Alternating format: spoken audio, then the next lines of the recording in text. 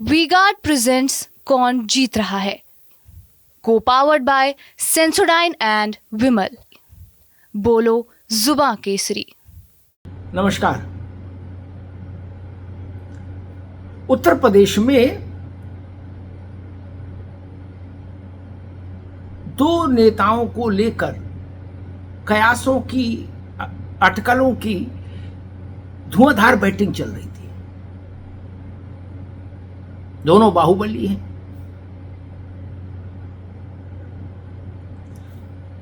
दोनों के पास अपना अपना जनाधार है और उसमें एक तो एक पार्टी के अध्यक्ष हैं, उनकी अपनी पार्टी है, 3 विधायक हैं,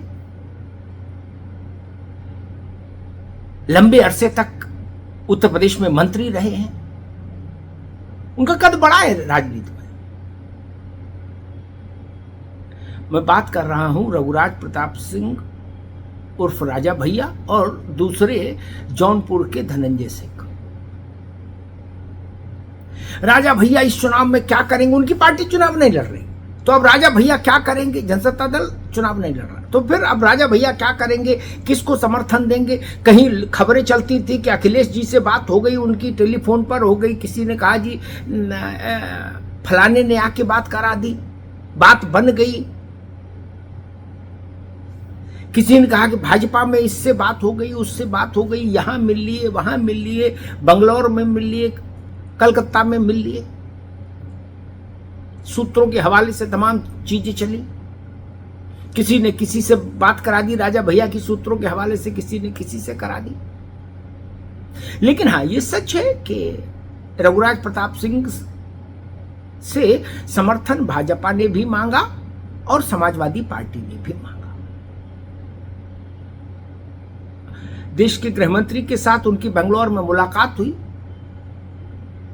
हालांकि ये 10 वर्षों के भाजपा के शासनकाल में, केंद्र के शासनकाल में रघुराज प्रताप की राजा अमित शाह से ये पहली मुलाकात थी। ये भी बात है ना महत्वपूर्ण। 10 वर्षों में पहली बार अभी कुछ दिन पहले बेंगलुरु में मिले अखिलेश राजा भैया अमित शाह से।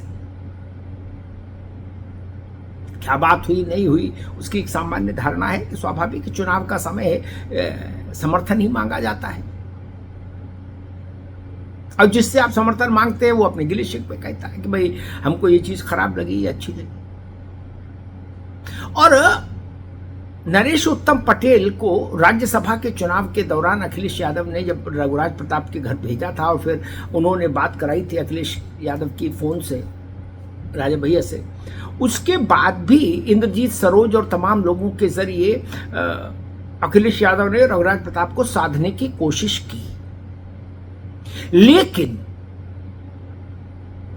रघुराज प्रताप ने इस चुनाव में तटस्थ रहने का फैसला कर लिया। ना भाजपा के लिए वोट देने की अपील, ना इंडिया गठबंधन के लिए वोट देने की अपील, ना इसको हराओ ना उसको जिताओ, ऐसा कुछ नहीं। कल राजा भैया ने अपने आवास पर बेती में अपने समर्थकों की, अपनी पार्टी के पदाधिकारियों की, कार्यकर्ताओं की एक बड़ी बैठक बुलाई। बैठक क्या, जलसा कहिए। और उसमें उन्होंने कहा कि भाई मेरी तरफ से कोई निर्देश नहीं, कोई संदेश नहीं, अपने विवेक से उम्मीदवार को देखकर फैसला करिए, वोट दीजिए। अब राजा भैया का जो प्रभाव क्षेत्र है उसमें एक तरह से उन्होंने अपने समर्थकों को, अपने चाहने वालों को यह कह के स्वतंत्र कर दिया कि भाई इस चुनाव में जिसको आपको अच्छा लगे उसे वोट करो। अब किसको अच्छा लगेगा, कौन, ये बड़ा मसला है। और रघुराज प्रताप कहते हैं कि भाई इसमें कोई बुरा मानने की बात नहीं, घर में भी कई विचार होते हैं, तो जिसकी जो इच्छा हो उसको वोट करो, कोई दूसरा उस पर उंगली नहीं उठाएगा। यानी विशुद्ध स्वतंत्रता अपने कार्यकर्ताओं को, अपने समर्थकों को। और दूसरी तरफ कल ही शाम को ही जौनपुर में धनंजय सिंह ने भी बैठक बुलाई थी अपने समर्थकों की। एक इंटर कॉलेज में उन्होंने अपनी बैठक बुलाई थी। उस बैठक में धनंजय का कहना यह है कि भाई हमने सबकी बातें सुनी, हमारे जितने समर्थक थे, चाहने वाले थे, और सबने हमसे यही कहा कि भाई अब भाजपा के ही हाथ मजबूत करना चाहिए, भाजपा के साथ चलना चाहिए। तो धनंजय ने ऐलान कर दिया कि हम भारतीय जनता पार्टी के प्रत्याशी यानी कृपाशंकर सिंह को समर्थन देंगे इस चुनाव में। तो जौनपुर का संकट समाप्त हो गया, जौनपुर की पहेली सुलझ गई। भारतीय जनता पार्टी जौनपुर में इत्मीनान में आ गई। हालांकि समाजवादी पार्टी की तरफ से बाबू सिंह कुशवाहा है, लेकिन फिर भी धनंजय और कृपाशंकर एक हो जाए तो फिर मामला ठीक हो जाता है, ऐसा जौनपुर के जानकार लोग कहते हैं। अब धनंजय भाजपा के समर्थन में कैसे आ गए? उनको सबका भाजपा में सबका साथ सबका विकास कहां से दिखने लगा? उनकी जमानत हुई, छूट कर आए तो अटकलें लगी कि भाई कहीं कुछ पक रहा है, जिसके चलते धनंजय बाहर हुए। उसके बाद अचानक से धनंजय की पत्नी श्रीकला ने अपना पर्चा वापस ले लिया, जो बीएसपी की उम्मीदवार थी जौनपुर से। हंगामा हो गया। बीएसपी ने कहा कि भाजपा के कारण धनंजय ने अपनी पत्नी को चुनाव लड़ाने से इनकार कर दिया और श्रीकला ने पर्चा वापस ले लिया, क्योंकि वो भाजपा के साथ अलाइन होना चाहते हैं, जुड़ना चाहते हैं धनंजय। बीएसपी ने धनंजय पर आरोप लगाया कि उन्होंने पार्टी को धोखा दिया, जबकि धनंजय ने उल्टी कहानी सुनाई। उन्होंने कहा कि भाई बसपा ने हमारे साथ धोखा किया, अचानक से हमारा पत्नी का टिकट काट दिया, फिर हम क्या करते? धनंजय के पास तब भी निर्दलीय चुनाव लड़ाने का विकल्प था अपनी पत्नी को, लेकिन अब लोग कहते हैं, जानकार कहते हैं कि धनंजय की तार भाजपा के आंगन में कुछ लोगों से जुड़े शीर्ष स्तर पर, और धनंजय को संकेत दिया गया कि सबका साथ, सबका विकास, सबका विश्वास, इस मंत्र का जाप करना आरंभ करिए, माला लीजिए और इसको बिल्कुल गायत्री मंत्र की तरह जपिए। और धनंजय ने इसका पारायण शुरू कर दिया, जाप शुरू कर दिया।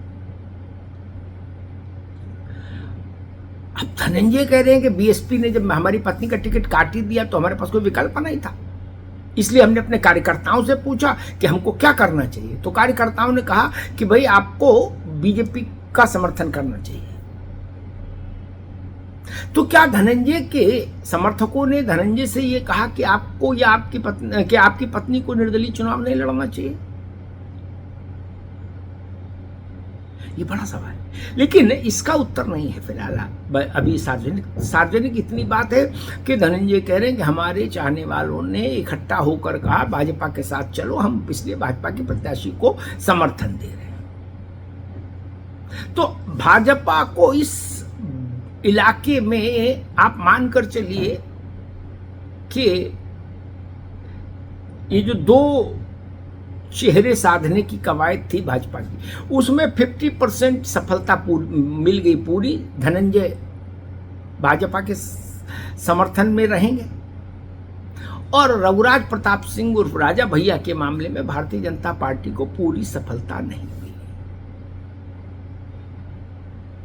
रघुराज प्रताप ने इस चुनाव में किसी के पक्ष में नहीं, किसी के खिलाफ नहीं, ऐसी भूमिका स्वीकार की।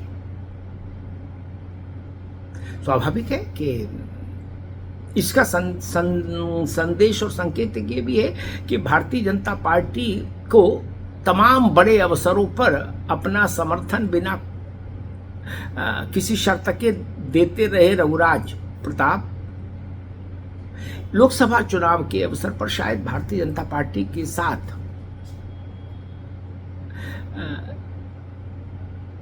खड़े होना, भारतीय जनता पार्टी के साथ घोषित भारतीय जनता पार्टी को समर्थन देने का ऐलान करना, इस बात से सहमत नहीं हो पाए।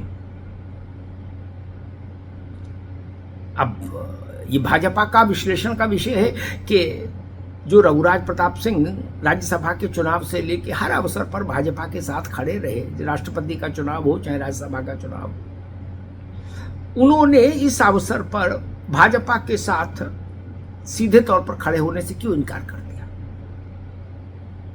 कोई तो वजह रही होंगी। वो वजह कौन सी है, ये भारतीय जनता पार्टी के शीर्ष नेतृत्व को मुझे लगता है कि खोजना चाहिए। वो वजह सामने आ जाएंगी, उनका निराकरण हो जाएगा तो फिर शायद समस्या नहीं रहेगी। हाँ, इतना तो है कि रघुराज प्रताप सिंह ने अगर भाजपा के साथ सार्वजनिक तौर पर, खुले तौर पर समर्थन देने का ऐलान नहीं किया तो उन्होंने अखिलेश यादव की पार्टी के आग्रह को भी ठुकरा दिया। वो इंडिया गठबंधन चाहता था कि रघुराज प्रताप हमारे साथ खड़े हों, उस आग्रह को भी रघुराज प्रताप सिंह ने विनम्रतापूर्वक ठुकरा दिया। उन्होंने कहा ना, इस चुनाव में मैं किसी के साथ नहीं, किसी के खिलाफ नहीं, मेरे लोग जिसको चाहे उसको वोट करें। तो कुल मिलाकर उत्तर प्रदेश के ये दो जो चेहरे थे, जिनको लेकर पिछले 2 महीने से लगातार अटकलें लग रही थी, उन दोनों चेहरों का रोल साफ हो गया। लोकसभा चुनाव में कौन कहां खड़ा है किसके साथ। धन्यवाद। वी-गार्ड प्रेजेंट्स कौन जीत रहा है, को पावर्ड बाय सेंसोडाइन एंड विमल। बोलो जुबां केसरी।